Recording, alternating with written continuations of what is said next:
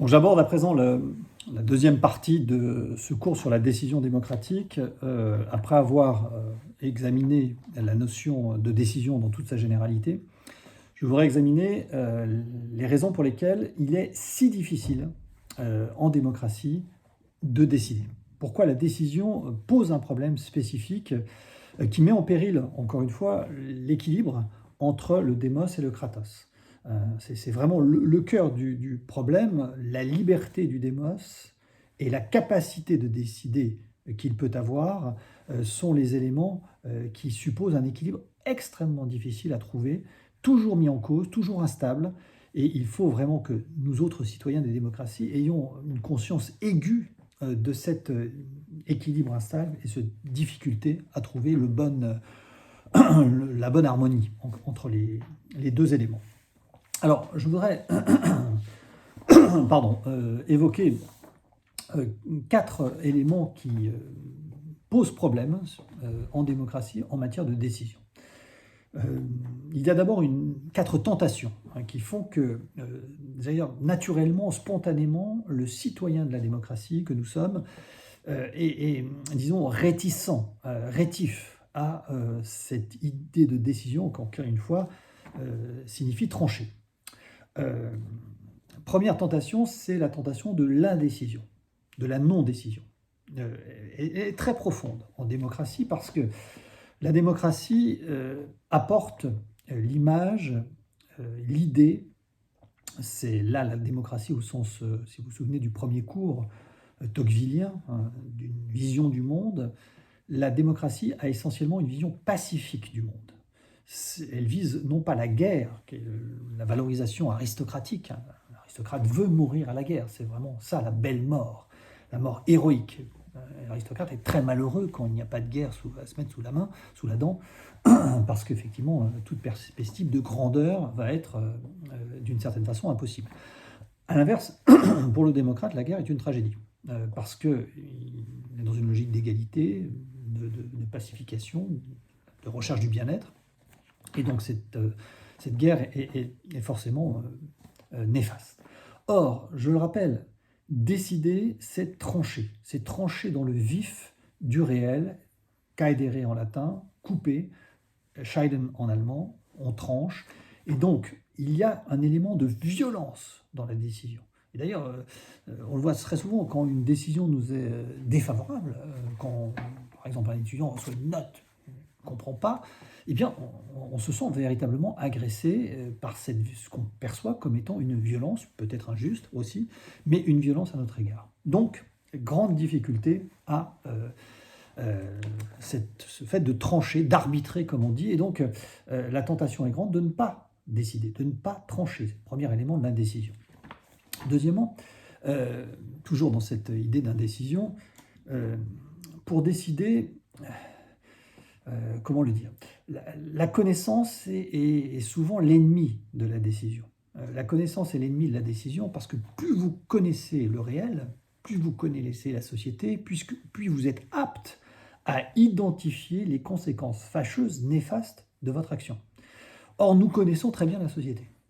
Nous connaissons les effets de la société, même potentiellement sur la nature. Et donc, chaque fois plus on sait, plus on voit les effets violents que nos décisions vont pouvoir avoir sur telle ou telle chose.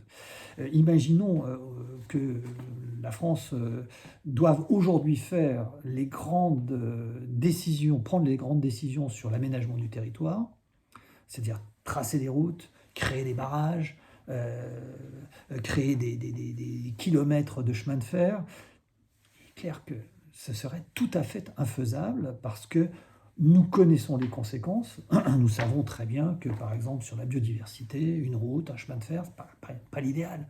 Un aéroport, n'en parlons pas. Et donc, d'une certaine manière, la connaissance de telle ou telle action serait immédiatement soumise au feu d'une critique virulente, considérant que on va troubler la vie des hannetons à poil bleu en créant cette route et que c'est absolument scandaleux. Donc, il faut connaître peu de choses pour décider. En fait, c'est ce que disait d'ailleurs Paul Valéry, que de choses il faut ignorer pour agir, ou ce que disait également Nietzsche, la connaissance tue l'action. Et pour agir, il faut se voiler les yeux d'un manteau d'illusion. L'acteur, le décideur, est soit un ignorant, soit quelqu'un qui fait le choix de ne pas voir une partie de la réalité et de ne pas voir les conséquences fâcheuses de ses actes. Cette indécision, elle est donc une tentation de la démocratie. Et d'ailleurs, Machiavel le dit dans un de ses passages, on dit pour qu'une démocratie décide, il faut vraiment, vraiment, vraiment qu'elle soit contrainte. Vous voyez, le confinement est un bon exemple. On sait depuis assez longtemps, enfin, je ne me mets pas en savant tout-puissant, beaucoup de modestie, mais quand on regarde l'épisode qui vient de se passer sur le confinement, on se dit, mais pourquoi n'a-t-on pas pris la décision avant ? La raison est peut-être simple, c'est que personne, nous n'avions pas conscience de la gravité de la situation. Alors on peut dire que les politiques sont particulièrement responsables parce qu'ils sont politiques, mais un politique aurait décidé il y a 2 mois, je le confine tout de suite, ça aurait suscité un tollé absolument général. C'est pas nécessaire, c'est une petite grippette, c'est un gros rhume, donc pas grave. Et donc cette décision n'aurait pas pu être prise parce que l'espace public, et malgré tout assez dominant et dominateur en démocratie, n'était pas apte à l'écouter. Donc la tentation de l'indécision. Il n'y a pas de problème qu'une absence de décision ne résolve, disait le Percueil, qui était spécialiste de l'homme politique français, spécialiste de ces phrases du type Troisième République où voilà, ne décidons pas et tout ira bien. Le prototype de cette indécision, c'est évidemment septembre 1938, le retour de Munich, des accords de Munich, Daladier qui a conscience qu'il aurait peut-être dû décider, mais que voilà, les alliés, Angleterre et France, ne sont pas pu se mettre d'accord contre l'Allemagne nazie, à un moment où il est probable qu'on aurait pu tuer la puissance nazie dans l'œuf, revient, il est accueilli par des ovations à l'aéroport, et effectivement, il aurait prononcé cette phrase « quel con !» parce qu'ils n'ont pas compris que la situation était grave. Et d'ailleurs, Churchill, pas plus tard, 2 mois plus tard, le 21 novembre 1938, avait eu cette phrase prophétique. Ils devaient choisir entre le déshonneur et la guerre. Ils ont choisi le déshonneur et ils auront la guerre. Voilà donc une première tentation en démocratie, ne pas décider parce qu'on sait trop de choses et parce que cette violence de la décision nous empêche de prendre cette décision. Deuxième tentation, qui n'est pas l'indécision, qui est la tentation de la décision automatique. Voilà, un autre projet démocratique fort, c'est-à-dire l'idée, ce qu'on peut appeler dans le monde du management et de l'entreprise, le process. Voilà, il faut des process. Parce qu'on a un problème, on invente un process et la décision sera prise automatiquement. Vous voyez, par exemple, on voit ça de manière parfois très violente et très sournoise dans les processus d'évaluation des salariés. Ces processus d'évaluation, on va tester les salariés, il y aura toute une série de questionnaires, et donc le DRH reçoit les salariés, il dit voilà, on pose des questions, etc. Et puis à la fin de l'entretien, on voit le résultat, c'est pas terrible. Et le DRH se dit « Ah oui, c'est pas moi, hein. Moi je suis pas responsable de la décision de vous virer ou de vous baisser votre salaire. » Enfin, c'est le process, voilà, c'est la machine, c'est l'algorithme. Voilà, vos résultats sont pas bien, c'est pas moi, hein. Moi je vous reproche rien, vous êtes formidable, vous êtes gentil, etc. Mais voilà, c'est comme ça. Et donc le DRH, faisant ça, ne prend pas la décision, refuse le tragique de la décision. Et refuse de considérer l'autre, de se considérer comme un sujet, comme un décideur. Il dit c'est le process. Voilà, c'est le process. Comme quand vous téléphonez à quelqu'un, service par téléphone pour essayer d'avoir une aide sur votre Interbox qui ne fonctionne pas, on vous dit ah ben voilà, ça marche pas. Vous n'avez pas fait le process, ça marche pas. Personne ne décide plus. Voilà, ça c'est aussi une tentation, alors qui a été formidablement racontée au tout début de la démocratie française. Dans un petit texte de Condorcet qui est absolument génial, qui s'appelle « La lettre d'un jeune mécanicien ». Alors je vous rappelle cette lettre parce que c'est un texte très joyeux et très drôle. On est juste après la fuite du roi à Varennes, donc en 1791, et la question se pose de savoir ce qu'on va faire du roi, parce que manifestement, il n'est pas tout à fait digne d'exercer, après cette fuite, qui est une trahison très, très, très forte, d'exercer la fonction de souverain. Pardon, pas la fonction de souverain, mais la fonction de chef d'État. C'est plutôt l'idée, puisque le peuple est désormais le souverain. Alors, euh, certains révolutionnaires modérés disent qu'il faut quand même le garder, parce que le roi reste le pilier de l'unité nationale, et que si ce pilier disparaît, tout va partir dans tous les sens. Donc ils veulent une sorte de roi qui correspond exactement à ce qu'on aurait aujourd'hui en Angleterre, avec une reine qui est pilier de la souveraineté, mais qui n'a aucune espèce de pouvoir. Et pour critiquer cette forme d'une d'une monarchie constitutionnelle très démocratique, Condorcet a cette image très amusante. Il dit que en fait, l'Assemblée a été sollicitée par un jeune mécanicien, c'est-à-dire quelqu'un qui a étudié auprès des grands, ce qui fascine au XVIIIe siècle, ce sont les automates. Les automates, les machines, donc les joueurs de flûte, les joueurs d'échecs déjà,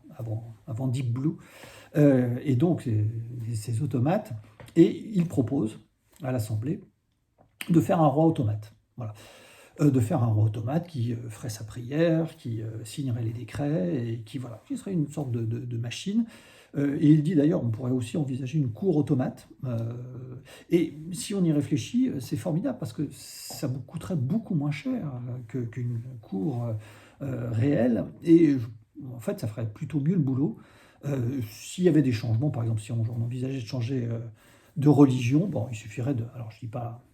C'est pas le terme de l'époque, mais reprogrammer le roi pour une autre religion, et on aurait donc une cour parfaite pour moindre coût, et la chaîne de décision serait parfaitement prise. C'est à l'origine de ce qui deviendra plus tard avec Ampère la cybernétique. La cybernétique, Ampère est le premier à utiliser ce terme, qui vient de cybernès, gouverner, gouvernail en grec, gouvernail. Et donc la cybernétique, c'est le pilotage automatique, en fait. L'idée de pilotage automatique, c'est-à-dire que personne ne prend plus de décision. Voilà. Et ça, on voit que c'est une tentation très forte. L'idée que, surtout pas de décision, nous avons le droit, des règles de droit qui fonctionnent tout seuls, des contraintes économiques qui fonctionnent comme ça. Et donc, personne ne dit non, voilà. L'État ne peut pas tout. En fait, l'État ne peut rien, en vérité. Compte tenu du réel, laissons faire les choses. Et après tout, c'est l'expérience fameuse belge, quand il y a un gouvernement démissionnaire qui a duré près d'1 an, je crois plus d'1 an, gouvernement Le Terme. En fait, un gouvernement qui ne décide pas, rien d'essentiel, qui est en pilotage automatique, finalement, ça ne marche pas si mal que ça. Donc voilà la deuxième tentation. La première, c'est l'indécision, surtout pas décider parce que c'est violent. Deuxièmement, la décision automatique. Troisièmement, ce qu'on peut appeler le renoncement du politique. Alors, ce qui est un peu la même chose, décider automatique et renoncement du politique, c'est à un moment donné, le politique s'estime lui-même plus à même d'exercer la fonction politique. Il renonce. C'est une phrase d'Aron qui est extrêmement profonde, qui dit « Nul n'obéit à quelqu'un qui ne croit pas à son droit de commander ». Et, vous voyez, on a cette idée aujourd'hui, parfois assez nette, c'est que qu'est-ce qui est le plus réel par rapport au droit, à l'économie ou aux politiques? On a tendance à dire l'économie est plus réelle que la politique. Donc l'économie dicte sa loi à les politiques. On peut même considérer que le droit est plus réel, parce qu'il est écrit, que la politique. Donc le droit dicte sa loi à la politique. Donc gouvernement économique, technocratie, gouvernement des juges, et du coup, le politique se restreint comme peau de chagrin. Ça, c'est un vrai défi. Attention, je ne veux pas dire que défendre la politique, ça veut dire que ça se fasse contre le droit ou contre l'économie. It's economy, stupid, disait la fameuse réponse dans une campagne présidentielle aux États-Unis. C'est l'économie stupide, c'est les règles économiques. Ça ne veut pas dire qu'il faut nier le réel en disant « je suis tout puissant ». moi politique, moi président, je me fous de l'économie, je me fous du droit. Non, ça serait effectivement très dangereux. C'est de faire en sorte que les trois éléments soient chacun bien à leur place. L'économie, contrainte qui existe, mais pas leur donner la souveraineté. Le droit, règle juridique extrêmement importante, mais attention, il y a des décisions nationales, de la souveraineté nationale, qui sont au-delà du droit, même si elles doivent être cohérentes avec ce droit. Et puis, il y a la fonction politique. Et donc, la troisième tentation de démocratie, c'est la tentation de reléguer la politique, la décision politique, dans un registre inexistant et de donner les clés de la démocratie à l'économie et au droit. On pourra donner des exemples, mais peu importe. Non. Voilà, je pense que l'idée est bien claire ici. Il y a une quatrième tentation qui empêche à la décision politique de s'exprimer, ou plus exactement, qui vient donner mauvaise conscience à cette décision politique, et c'est la tentation de la désobéissance civile, qui vient contester la décision en tant que telle. Alors, je voudrais prendre un tout petit moment sur cette question de la désobéissance civile, parce que vous voyez, aujourd'hui, on est très tenté de définir la citoyenneté comme le fait de dire non, le fait de désobéir, le fait d'être révolté, le fait d'être indigné. Et voilà, la citoyenneté apparaît comme cet acte héroïque d'opposition à un pouvoir malveillant qu'il faut absolument critiquer et dénoncer comme étant sourd aux attentes du peuple, trop écouteur des intérêts particuliers, des puissants. Voilà. Il y a une logique un peu paranoïaque à l'égard du pouvoir. Je voudrais être très précis sur cette question de la désobéissance civile, parce qu'elle est là aussi tout à fait passionnante. La question de la désobéissance civile se pose en démocratie, mais auparavant, elle s'est posée dans un registre juridique de ce qu'on appelle l'école du droit naturel. Alors, dans l'école du droit naturel, en fait, vous avez deux grandes positions à l'égard de ce qu'on appelle à l'époque le droit de résistance à l'oppression. Droit de résistance à l'oppression. Les deux positions, je les décris extrêmement simplement, parce qu'elles balisent parfaitement le débat sur la désobéissance civile. La première position est défendue par Hobbes, mais aussi par Kant, qui sont par ailleurs extrêmement différents, qui considèrent que le droit de résistance à l'oppression ne doit pas être reconnu. On ne doit pas reconnaître le droit de résistance à l'oppression. Pourquoi ? L'argument est simple, parce qu'il y a pire qu'un pouvoir injuste ou qu'un pouvoir qui nous opprime, c'est l'absence de pouvoir. L'absence de tout pouvoir. L'absence de tout pouvoir nous replongerait, disent Hobbes et Kant, dans une logique d'état de nature. Dans la logique d'état de nature, il n'y a aucune règle. Il n'y a aucune règle.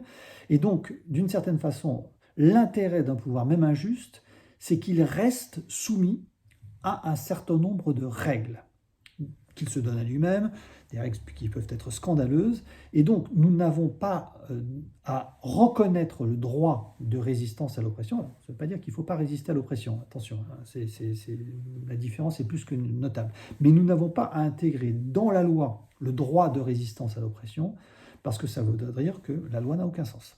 On pourrait toujours dire oh, « je ne suis pas d'accord ». Voilà. Et donc, pas de droit de résistance à l'oppression pour Hobbes et pour Kant. À l'inverse, deuxième position possible, elle aussi tout à fait convaincante, c'est la position de Locke et quelques autres, qui considèrent qu'il faut reconnaître le droit à la résistance à l'oppression. Ce sera d'ailleurs le cas dans la Déclaration des droits de l'homme. Pour une raison simple, c'est que dans certains cas, l'État devient tellement oppressif qu'on peut considérer qu'il n'assume plus, qu'il ne remplit plus sa fonction d'État, c'est-à-dire sa fonction de stabilisation, de régulation, mais qu'il nous replonge dans un rapport d'un état de nature. Voilà. Un État totalitaire, par exemple, on pourrait dire, un État qui a des lois, est un État qui est tellement hors de sa mission de l'État qu'en fait nous sommes replongés à l'état de nature, et donc de ce point de vue-là, puisque nous sommes à l'état de nature, nous avons le droit de résister, parce que simplement pour nous défendre. Donc il y a deux positions qui sont très différentes. Une position qui consiste à dire un État, même oppressif, reste un État de droit, donc il faut obéir aux lois, même si elles sont injustes. Deuxième position, un État peut être tellement oppressif qu'il sort de cette logique de civilité et qu'il nous replonge dans l'état de nature. Deux positions qui sont très intéressantes et très fines. Alors simplement, le point qui se pose, c'est une fois qu'on est en démocratie, c'est-à-dire dans un système d'état de droit, avec des droits des citoyens, un espace public pour s'exprimer, des recours juridiques, des actions possibles contre l'abus de pouvoir, toute une série d'éléments. A-t-on, en démocratie, encore le droit de désobéir à un État dont on considère qu'il prend des mauvaises décisions? Y a-t-il la possibilité de désobéissance civile en démocratie dans un État qui est un État de droit? Et peut-on reconnaître ce droit à la désobéissance civile à la démocratie? C'est ce que défendait notamment le grand théoricien de la désobéissance civile, qui est le philosophe américain Henry Thoreau, qui meurt en 1862, et puis son maître d'ailleurs, Emerson,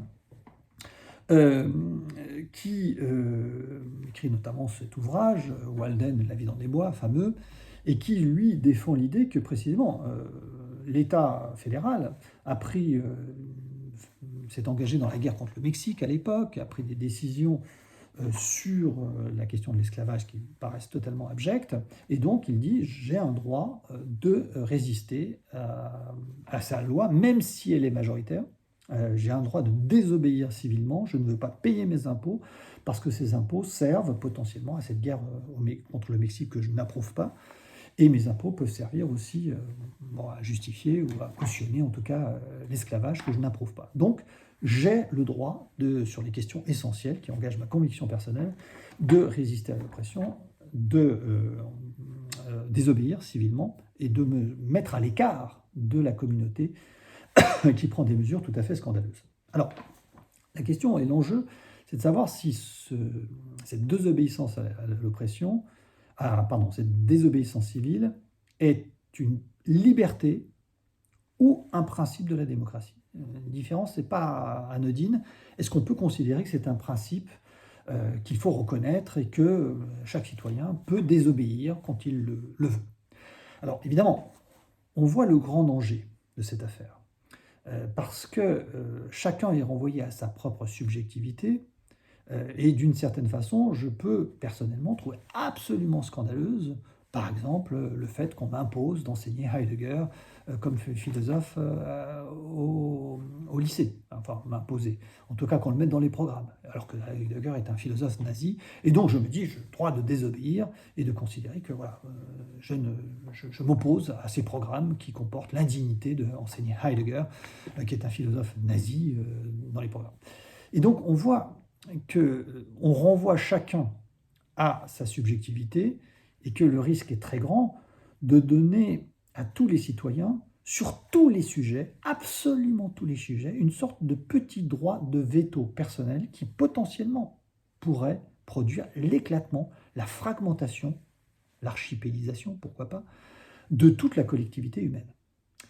Alors, je voudrais, sur cette question extrêmement difficile, faire état d'un débat extrêmement vif qu'il y a eu sur ce sujet entre deux grands désobéisseurs civils, Gandhi d'un côté, qui est aussi un adepte de Thoreau et de Tolstoï sur ce sujet, et Nelson Mandela.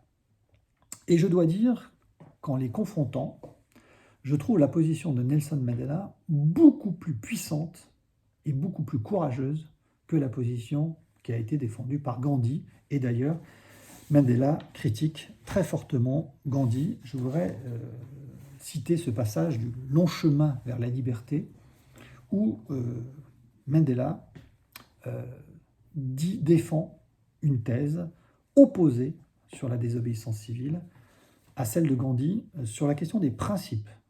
Je voudrais vous citer ce passage. Nous avons aussi discuté pour savoir si la campagne devait suivre le principe de non-violence de Gandhi, ou ce que le Mahatma appelait la satyagraha, une non-violence qui tente de convaincre par la discussion. Certains défendaient la non-violence sur des bases purement morales, en affirmant qu'elle était moralement supérieure à toute autre méthode. Cette idée était fermement défendue par Manilal Gandhi, le fils du Mahatma, et directeur du journal Indian Opinion. D'autres disaient que nous devions aborder la question non sous l'angle des principes, mais sous celui de la tactique, et que nous devions utiliser la méthode qu'exigeaient les conditions. Si une méthode particulière nous permettait de vaincre l'ennemi, alors il fallait l'employer. En l'occurrence, l'État était bien plus puissant que nous et toute tentative de violence de notre part serait impitoyablement écrasée. La non-violence devenait plus une nécessité qu'un choix.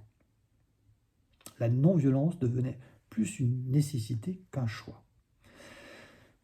Je partageais ce point de vue, poursuit Mandela, et je considérais la non-violence du modèle de Gandhi non comme un principe inviolable, mais comme une tactique à utiliser quand la situation l'exigeait. Donc, vous voyez l'idée de non-violence ou de désobéissance civile ici, c'est-à-dire l'idée qu'on désobéit, n'est pas un principe de la démocratie, c'est une tactique dans un rapport de force. La stratégie n'était pas à ce point importante qu'on dut l'employer même si elle menait à la défaite, comme le croyait Gandhi. Il y a la grande différence. Gandhi dit peu importe, on suit ses principes et on est prêt à mourir. Mandela dit est un stratège. Il dit est-ce que nous avons une chance de gagner grâce à cette stratégie de désobéissance civile et de non-violence? Et c'est cette conception qui a prévalu malgré les objections obstinées de Manilal Gandhi. Je trouve cette opposition extrêmement intéressante parce que, vous voyez, reconnaître la désobéissance civile, le droit pour chacun de désobéir quand il n'est pas d'accord, ça produit le chaos, la possibilité de chaos absolu. En revanche, si chacun se dit « je désobéis sur des causes, mais je suis prêt à en accepter les conséquences, parce que je considère que l'apartheid est scandaleux, que les droits civiques ne sont pas reconnus aux États-Unis, que sur certaines causes, je suis prêt à prendre tous les risques. 1, pour en subir les conséquences. 2, pour essayer de convaincre l'espace public et l'État de changer de politique. Là, je trouve que la désobéissance civile a du sens comme une stratégie politique et non pas comme le fait de se mettre en retrait personnellement, individuellement, avec son petit veto personnel de la collectivité, et un retrait qu'on exigerait protéger, en disant oui, vous avez raison, oui, vous n'êtes pas d'accord avec les nouveaux programmes de philo, donc voilà, vous pouvez désobéir et on ne va pas vous faire de mal. Non, la désobéissance civile est un acte de combat.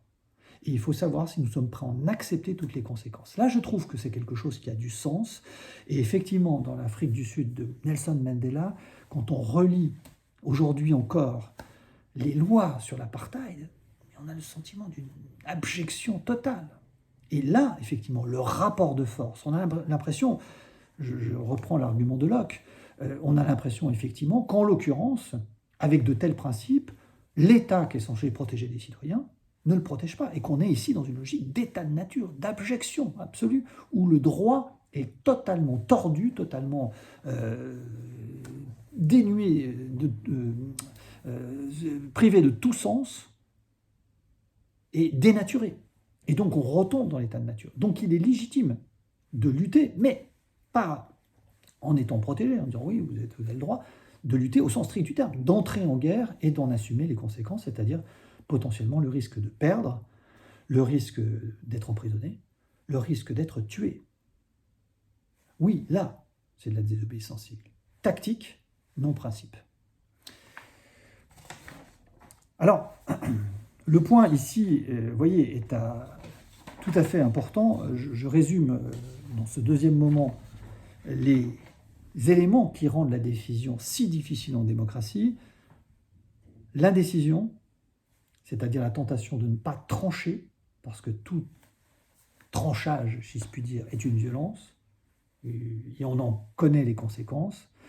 La tentation du pilotage automatique, La tentation du renoncement du politique, les deux choses vont ensemble, et la tentation de la désobéissance civile, puisque la souveraineté du peuple, c'est nous, d'une certaine façon, on pourrait être tenté de dire, en cas de désaccord, eh bien, je désobéis et je me sors ponctuellement de la communauté et je demande qu'on accepte, que la communauté accepte que je puisse sortir ponctuellement de la communauté. Je pense que là, effectivement, nous avons les raisons essentielles qui font que la décision est vraiment très difficile à prendre en démocratie. Et nous allons voir dans la troisième partie comment on peut malgré tout l'envisager.